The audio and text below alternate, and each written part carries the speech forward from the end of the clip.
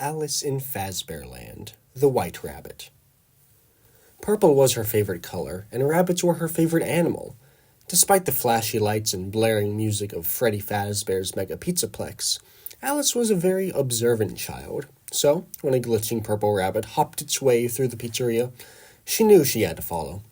Her parents, distracted by being next in line to meet Freddy Fazbear, didn't even notice as little Alice slipped away. The rabbit bounced towards a part of the restaurant that was under construction. It went down a set of metal makeshift stairs and eventually into an old elevator where it suddenly vanished.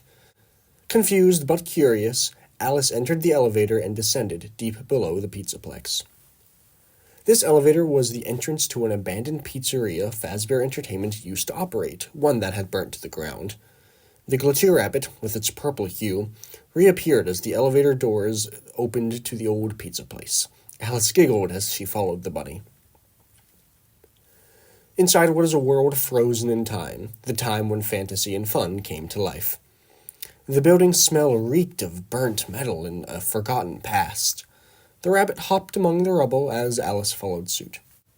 There were several animatronics scattered around, some of which Alice recognized. Freddy, Bonnie, Chica, and Foxy were the main four she knew, but one stood out to her the most. It was one she had never seen, and it was one she could not take her eyes off of. The glitchy purple rabbit sat next to this character. It sat next to the white rabbit. She had large, glowing red eyes, long whiskers, curled up ears, and a silly smile. Alice liked her. She liked her a lot. She knew the other animatronics' names. The white rabbit didn't have a name. At least, Alice did not know her name. "Who are you?" she asked the white rabbit. "My name is Vanny," the white rabbit replied. "And what is yours?" "Alice," she stammered. "Welcome to Fazbear Land, Alice." She reached out her hand and continued, "Come, I have much to show you." Alice, being the curious girl that she was, took Vanny's hand as she led her into Fazbear Land, a room with no warmth. It felt as cold as death. The glitchy rabbit sat still and watched as the door to Fazbear Land was shut. Vanny introduced Alice to animatronics she had never seen before. "Let me introduce you to my friends. Here are the toy animatronics. We have Freddy, Bonnie, Chica, as well as the Mangle. Mangle used to be Foxy, but bad things happened to them." Although startled by Mangle's story and frightening appearance, Alice beamed with joy. She was amazed that Vanny had so many friends. Then Vanny continued. "Here we have the Funtime animatronics. Come and meet Circus Baby and Funtime Freddy, although they are but only shells of their former selves," she chuckled eerily. When she peered at the monstrosities now known as Scrap Baby and Molten Freddy, Alice was starting to worry that she might be in trouble and that Vanny might not be as friendly as she initially thought.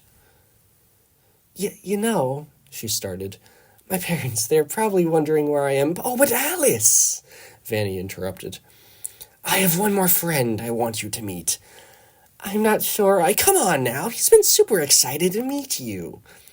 Nervous but curious, Alice agreed to meet Vanny's friend. Vanny led Alice into a back room. It was extremely dark, hidden from light. Alice could hardly see. The only light came from a large blue lightning bolt on a red cylinder that had a little circular window on the front. The lightning bolt resembled the one on Freddy's chest up in the Pizzaplex. "Well, here he is," Vanny shouted with glee. She acted as though she were performing. "Creator of Fazbear Entertainment, the man behind the slaughter, he who always comes back, it's William Afton." Suddenly, the room was flooded with darkness. The red cylinder opened as purple light and smoke hissed and poured out from the inside.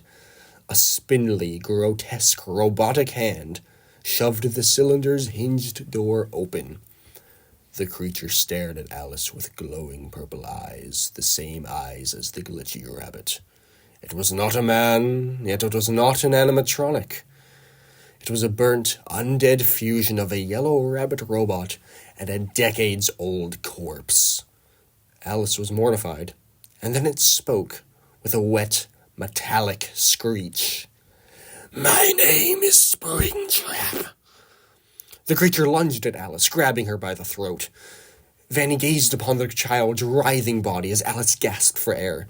She giggled, "Ah, he likes you!" Then the room fell silent. Springtrap released its grip on the body's neck and did not flinch as it loudly struck the ground. The creature turned to Vanny and looked upon her for a few moments before it sliced her cheek with its ragged claws, turning the white suit red. The creature spoke once more. "Equally naive as Elizabeth.